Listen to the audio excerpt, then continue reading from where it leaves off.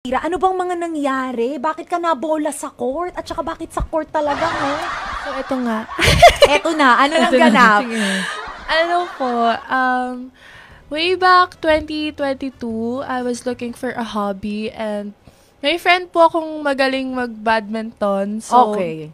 may mga tournament po siyang nasasalihan. Pero, meron pong one time na meron siyang friendly game lang na nasalihan and in-invite niya ako since I chatted her na I wanted to do hobbies. Mm-hmm. So, nung nagpunta po ako dun sa court with her, meron po kaming na-meet na guy na sobrang galing mag-badminton. Parang siya po yung pinakamagaling among all na naglalaro dun sa court. So, Okay. nakuha niya po talaga yung tingin ko talaga. Ay, ikaw naman talaga eh. Magaling ba talaga o ginawa mo na lang magaling dahil na-attract ka kaagad?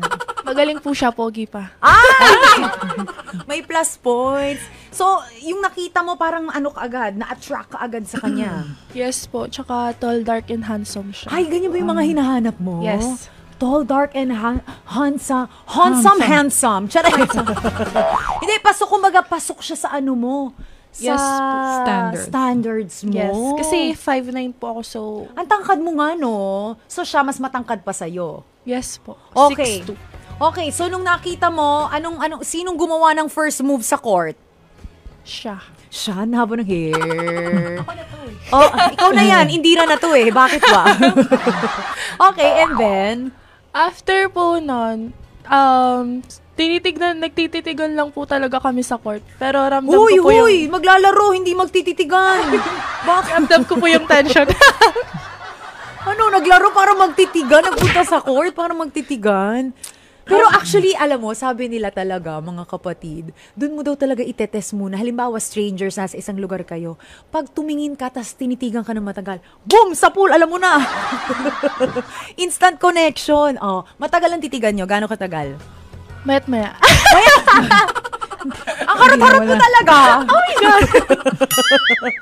Okay. So, titigan. After ng titigan, anong next move? After po ng game, parang... Actually, hinahanap-hanap ko na po yung name niya sa mga kasama ko. Kaso? Mali po yung nasabi nilang pangalan sa akin. So, mali po yung na-search ko. So, nag-stalk ka agad sa Facebook? Ako po yung nag-add. Wala namang mali kung babae ang unang gagawa ng move. Ganyan ang mga modern kababaihan. They wanna know agad-agad. Ano ba? Mag-aaksaya ba tayo ng oras? I like you. Go, gawa agad ng move. So, in-accept ka ba niya? Opo, pero siya po yung unang nag-chat. Siya ang unang nag-chat? Ano yung unang chat na sinabi niya sa'yo?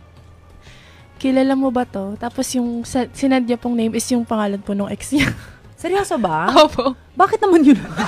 Hindi ko alam. Seryoso? Yun ang sinabi niya? Opo. So, syempre wala kang idea kung sino yun? Wala po. Pero kasi po, na-meet ko na po yung girl na kasama ko po sa volleyball. So active din sa paglalaro. Pero wala kang idea na ex niya yun? Opo. Okay, so after no, nag-chat kayo, nagligawan kayo. Gaano katagal ang ligawan stage? 2 months and 3 days and 4 minutes. Taray mo, Kapisado mo, girl, ah.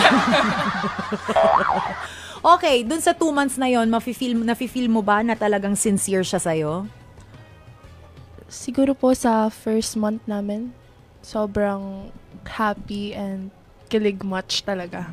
Talaga? So, pinaramdam niya sa'yo na you're the one, ikaw lang, Yes. nag-iisa, special na babae. Okay, sa 2 months na yon. And then, ano nangyari? Bakit ka na bola? Paanong pambobola ba ang mga sinabi niya?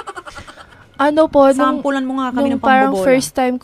first time ko po dun sa court na yun, diba? Nung mga unang araw po. Mhm.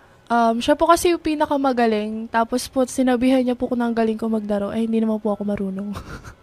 Ay, so dun pa lang parang naniwala ka na, no? Alam mo sa sarili mong di ka magaling pero sinabihan ka ng magaling. Opo. Naku, mga mambobola talaga kayo eh. O tapos, ano pa? Yun po, sabi niya po, mukha daw po ako Miss Universe. Ano?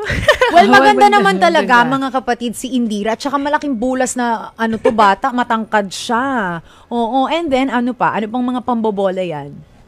Sabi niya po, kung okay lang daw po bang i-add ako sa socials ko and yun. So parang nung nag-message po siya sa akin, puro pambobola na po yung mga chinachat niya. Alam mo kasi, Doc Camille, no, ako naniniwala ko, may dalawang klase ng pambobola, no. Ito yung pambobola na parang fun-fun lang, 'di ba? Yung to boost your ego, 'di ba? Lalo na kung manggagaling to sa taong mahal mo at mahal ka rin, 'di ba? Nasasabihin, ang ganda mo. Ganyan, ang sarap sa pakiramdam nun.